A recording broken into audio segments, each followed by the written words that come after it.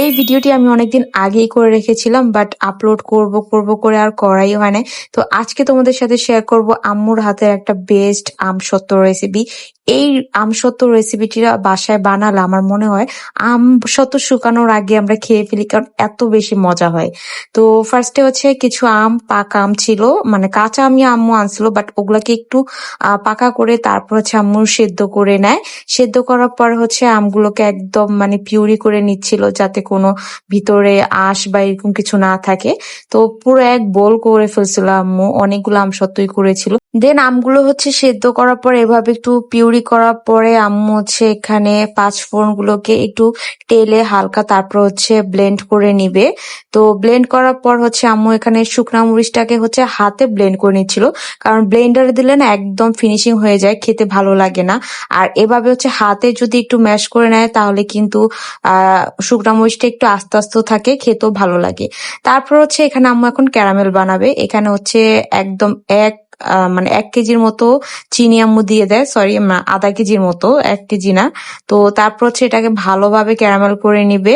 তো এটা হচ্ছে আমের উপর ডিপেন্ড করে, তোমাদের আমের পরিমাণ যদি বেশি থাকে তাহলে কিন্তু আরো বেশি চিনিটা লাগবে। তারপর হচ্ছে এখানে ক্যারামেলটা হওয়ার পরে আম্মু হচ্ছে আমের যে পিউরিটা করে রেখেছিল সেটা এখন দিয়ে দিবে। তো ফার্স্টে হচ্ছে আম্মু অর্ধেক দেয়, দেওয়ার পরে হচ্ছে এটাকে খুব ভালোভাবে মিশিয়ে নিবে। ক্যারামেলটা কিন্তু এভাবে জমাট বেঁধে যাবে, বাট একটা ভয় পাওয়ার কিছু নেই, এটা আস্তে আস্তে কিন্তু মিশে যাবে আমের সাথে। তো তারপর হচ্ছে এখানে আম্মু পরিমাণ মতো লবণ দিয়ে দেয়। এখানে হচ্ছে লবণটা ডিপেন্ড করে আম কতটুকু সেটার উপরে, আমাদের কিন্তু পরে আরো অনেক লবণ দেওয়া লাগছিল। দেন ক্যারামেলটা মিশে যাওয়ার পর আম্মু যে শুকনা মরিচ গুলো গুঁড়ো করে রাখছে ওইগুলো হচ্ছে দিয়ে দেয়, দেওয়ার পর খুব ভালোভাবে হচ্ছে মিক্স করে নেয়। তো এই পর্যায়ে চলে আসলে আম্মু হচ্ছে বাকি যে আমসত্ত্ব পিউরি গুলো ছিল ওগুলো দিয়ে দেয়, দেওয়ার পর এখন খুব ভালোভাবে হচ্ছে মিক্স করে নেয়। আমসত্ত্বটা খেতে সেদিন এত মজা ছিল, আমি তো এই পর্যায়ে যখন চলে আসে তখনই বাটিতে তুলে খাওয়া শুরু করে দিই। মানে এইটারও না একটা অন্যরকম স্বাদ লাগে। তারপর হচ্ছে এখানে আম্মু পাঁচফোড়নের গুঁড়ো দিয়ে দেয়, পাঁচফোড়নের গুঁড়োটা দিলে না খুব সুন্দর একটা স্মেল আসে।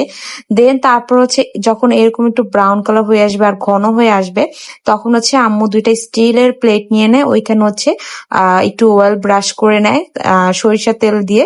দেন হচ্ছে আম্মু এখন দুইটা স্টিলের বাটি নেয়। তারপর হচ্ছে আরো একটা প্রয়োজন হয় অবশ্য, কারণ যেহেতু একটু বেশি পরিমাণে ছিল, দুইটা প্লেটে হয় নাই।